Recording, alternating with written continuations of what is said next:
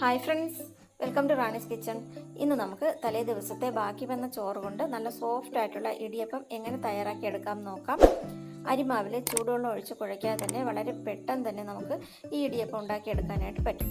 അതിന് മുമ്പായിട്ട് റാണീസ് കിച്ചൺ നിങ്ങൾ ആദ്യമായിട്ടാണ് കാണുന്നതെങ്കിൽ ഒന്ന് സബ്സ്ക്രൈബ് ചെയ്യണം. അതിൻ്റെ കൂടെ ബെല്ലൈക്കണും കൂടെ ഒന്ന് ക്ലിക്ക് ചെയ്തേക്കണം.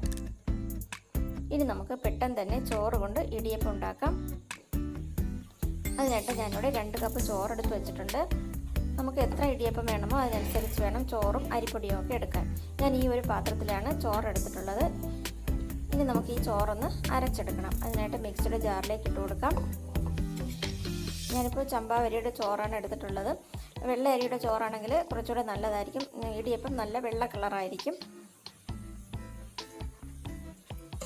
ചോറ് ജാറിലേക്ക് ഇട്ടിട്ടുണ്ട്. ഇനി ഇതിലേക്ക് കുറച്ച് വെള്ളം ഒഴിച്ചിട്ട് അരച്ചെടുക്കാം. സാധാരണ വെള്ളം മതി, ചൂടുവെള്ളമൊന്നും വേണ്ട. പച്ചവെള്ളം ഒഴിച്ചിട്ടാണ് അരച്ചെടുക്കേണ്ടത്. ആദ്യം കുറച്ച് വെള്ളം ഒഴിച്ച് അരച്ചെടുക്കാം. 1 ടീസ്പൂൺ ഉപ്പും കൂടെ ചേർത്തിട്ട് അരയ്ക്കാം.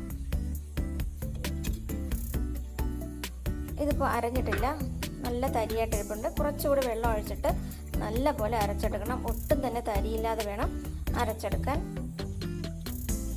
ഇപ്പോൾ ഒട്ടും തന്നെ തരിയില്ലാതെ അരച്ചെടുത്തിട്ടുണ്ട്. ഇടിയപ്പം ഉണ്ടാക്കാനായതുകൊണ്ട് ഒട്ടും തരി പാടില്ല, നന്നായിട്ട് അരച്ചെടുക്കണം. ഇനി ഇതൊരു പാത്രത്തിലേക്ക് മാറ്റാം. ഇനി ഈ ചോറ് അരച്ചതിലേക്ക് അരിപ്പൊടി ഇട്ട് കൊടുക്കാം. സാധാരണ നമ്മൾ ഇടിയപ്പത്തിനായിട്ട് പൊട്ടിച്ചു വെച്ചിരിക്കുന്ന അരിപ്പൊടിയാണിത്. ഞാനിപ്പോൾ ഇതിലേക്ക് ഒരു 3 തവി അരിപ്പൊടി ഇട്ട് കൊടുക്കുന്നുണ്ട്.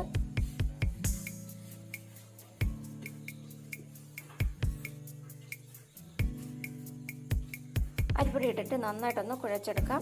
നമ്മൾ ചോറ് അരയ്ക്കുമ്പോൾ വെള്ളത്തിന് പകരം തേങ്ങാപ്പാൽ ഒഴിക്കുകയാണെങ്കിൽ ഇടിയപ്പത്തിന് കുറച്ചുകൂടെ നല്ല സോഫ്റ്റ് ആയിരിക്കും, നല്ല ടേസ്റ്റ് ആയിരിക്കും. നന്നായിട്ട് കുഴച്ചെടുക്കാം. കുഴയ്ക്കുമ്പോൾ ലൂസായി പോവുകയാണെങ്കിൽ, വെള്ളം കൂടി പോവുകയാണെങ്കിൽ കുറച്ച് അരിപ്പൊടിയും കൂടി ഇട്ടിട്ട് കുഴച്ചെടുത്താൽ മതി.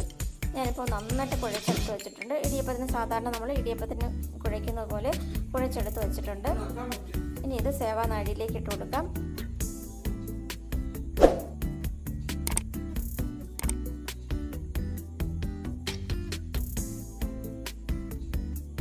ഈ ചോറ് വെച്ചിട്ടുള്ള ഇടിയപ്പം പിഴിയാനായിട്ട് സാധാരണ നമ്മൾ അരിമാവ് കൊണ്ട് ഇടിയപ്പം ഉണ്ടാക്കുന്ന അത്രയും പാടൊന്നുമില്ല. വളരെ പെട്ടെന്ന് തന്നെ പിഴിഞ്ഞെടുക്കാനായിട്ട് പറ്റും. ഇഡലി തട്ടിൽ അല്പം എണ്ണ തടവി കൊടുക്കാം.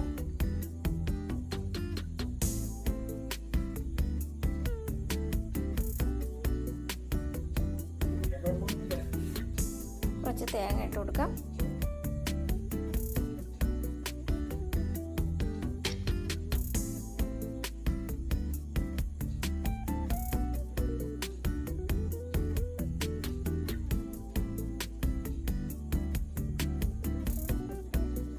ഇടിയപ്പം പിഴിഞ്ഞൊഴിക്കാം. വളരെ എളുപ്പമാണ് ഇത് പിഴിയാനായിട്ട്. അധികം പാടൊന്നുമില്ല. കൈ അധികം വേദനിക്കാതെ തന്നെ നമുക്ക് പെട്ടെന്ന് തന്നെ പിഴിഞ്ഞെടുക്കാനായിട്ട് പറ്റും. സാധാരണ അരിമാവ് കൊണ്ട് ഇടിയപ്പം ഉണ്ടാക്കുന്നതിനേക്കാളും വളരെ എളുപ്പമാണ് ഈ ചോറ് വെച്ചിട്ട് ഇടിയപ്പം ഉണ്ടാക്കാൻ. നല്ല നൂല് പോലുള്ള നല്ല സോഫ്റ്റ് ആയിട്ടുള്ള ഇടിയപ്പം തന്നെ റെഡിയാക്കി എടുക്കാനായിട്ട് പറ്റും. ഇതെല്ലാവരും ഒന്ന് ട്രൈ ചെയ്ത് നോക്കണം. ഞാനിത് സ്റ്റീമറിലേക്ക് വെച്ചിട്ട് ആവിയേറ്റിയെടുക്കാം. സാധാരണ നമ്മൾ ഇടിയപ്പം ഉണ്ടാക്കാനുള്ള സമയം മാത്രം മതി ഇത് വേകാനും. ഇപ്പോൾ ഇടിയപ്പം വെന്തിട്ടുണ്ട്.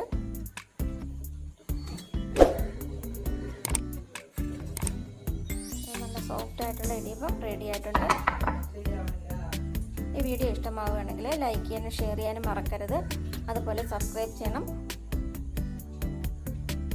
Thanks for watching.